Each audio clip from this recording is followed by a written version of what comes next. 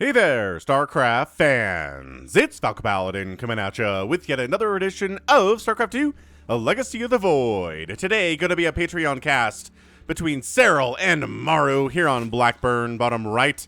Gonna be Serral, bottom left, gonna be Maru. I know you clicked this because it is Serral versus Maru. This is gonna be a Patreon game for those of you who support me at patreon.com/FalconPaladin. For at least $1 a month. I really do appreciate the support. If you're watching this the week of June the 13th or so, or maybe even the 12th, thank you again. I really do appreciate it. And if you're watching this in the month of July, hit that like button, hit that subscribe. I'm here with StarCraft 2 content 4 times a week. Sunday, Monday, Thursday, and Friday.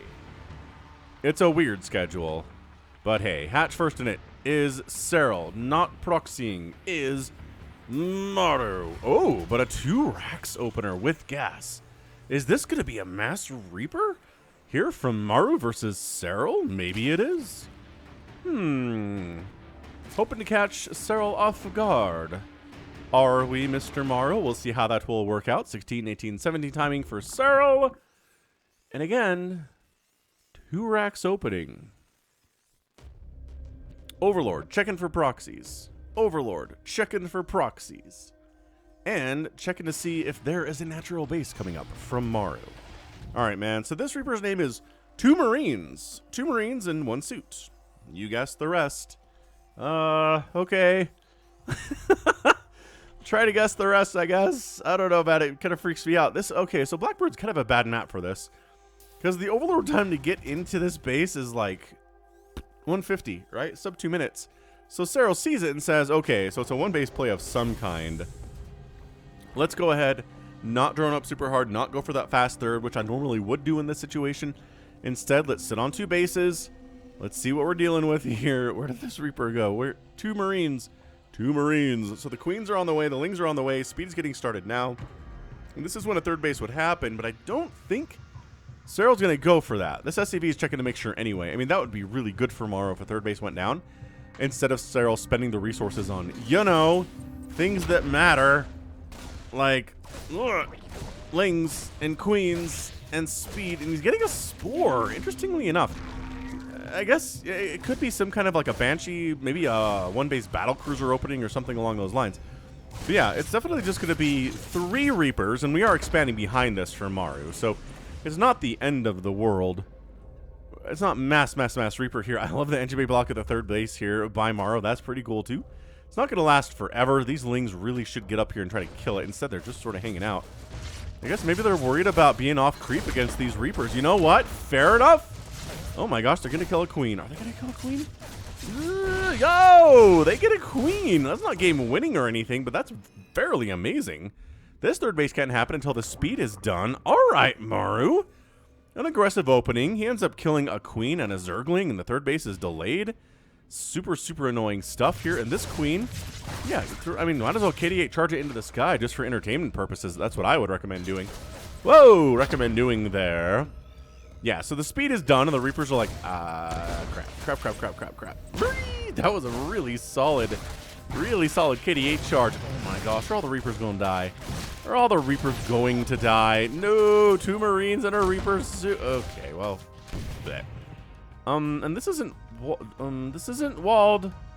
Why is this not walled? Oh my gosh, is Maru just dead? He's trying to get a bunker up. He's already walled off the top of his ramp. The natural base has to lift off, which is horrendous. This is a bust. He's trying to throw up additional engineering bays to super wall this off, but that's not walled off yet. Oh my gosh. Ah, the supply depots die. It's a supply block. That was not enough. The Banelings want to get a connection on something awesome here before they get target fire down, and they do. And I think Maru's just dead. This is too many legs. And there's a Baneling remaining as well. Okay, well, that's game 1 of our sneaky 2 for Maru with a Ling Baneling counterattack against the 3 Reaper opening. Game 1 does go to Serral today against Maru. Game 2 of our sneaky 2 for will be coming up here next. Yo, sometimes that's how StarCraft goes, ladies and gentlemen. I thought for sure Maru would be able to get some more damage there with what he was doing, but instead of making more Reapers, what I thought maybe would have been kind of cool for him, Instead, he expands, doesn't wall off here at all. Doesn't have enough to deal with the incoming harassment, and GG.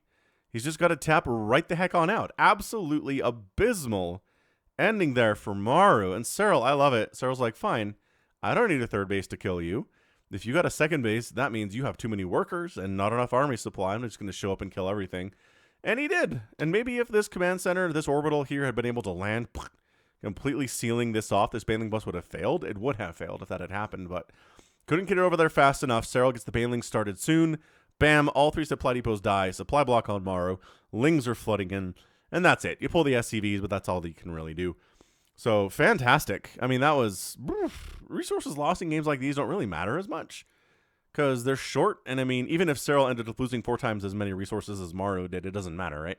But instead, Maru ends up losing 1,700 total resources. A lot of that is 21 SCVs that went down. So, that counts for quite a bit. And 3 supply depots aren't cheap either at this stage of the game.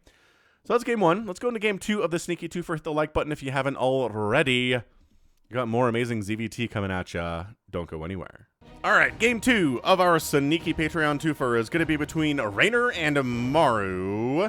Is it fair to give Raynor a win? Yes, it's a Zerg win. So 1-0 Zerg versus Maru. Bottom left. We got ourselves a red Terran. It is Maru again, and then we have a Raynor stepping in to fill Serral's shoes here today. Woof. That last game, I don't cast many short games of StarCraft 2, but wow, that was intense.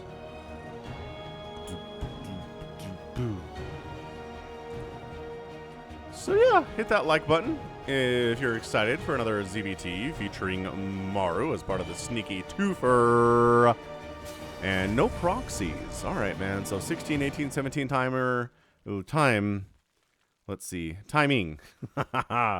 Timing here for Raynor. And, you know, 1 Rax expand timing here for Maru. The gas is on time. And saturating it nicely. There we go.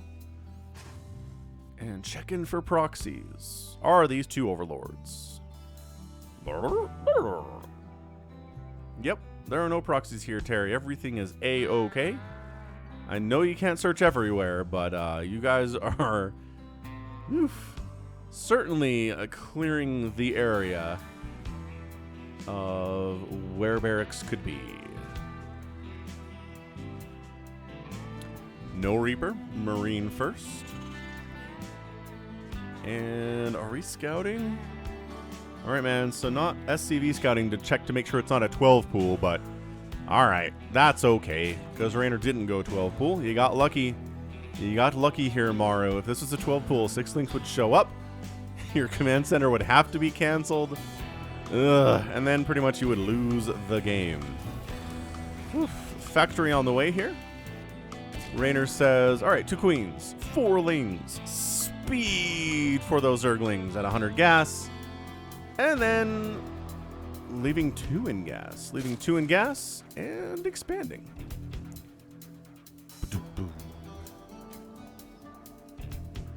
And by that I mean we're waiting. Wow, Raynor is really waiting a while. I thought sometimes I messed up the timing on my 3rd base, but man, this is a long time to sit here and wait for 300 minerals. All right, cool. I mean, sure, not as super effective as the otherwise could be, but whatever. Starport coming in. So 1-1-1 build here. Destiny Cloudfist build. You know, with a command center in here. It used to be Heart of the Storm days, and even early Legacy of the Void when you didn't have the 12 worker start, and these early expansion timings for Terran weren't nearly as popular. It'd be a 1-1-1 build, which Husky StarCraft coined Destiny Cloud Strike. It doesn't make any sense. I don't think there's any logic behind it. It's just always stuck with me as something he used to call them. Back when he cared about StarCraft, which has been, you know, fairly long time now. But anyway, creep spread pushing. You know, Raynor being utterly left alone. He's like, why was there not a Reaper what showed up today? Okay, I guess Maru didn't want to bother with the dance in this game, which you can totally get away with. That is, ooh, this is going to be a Hellion.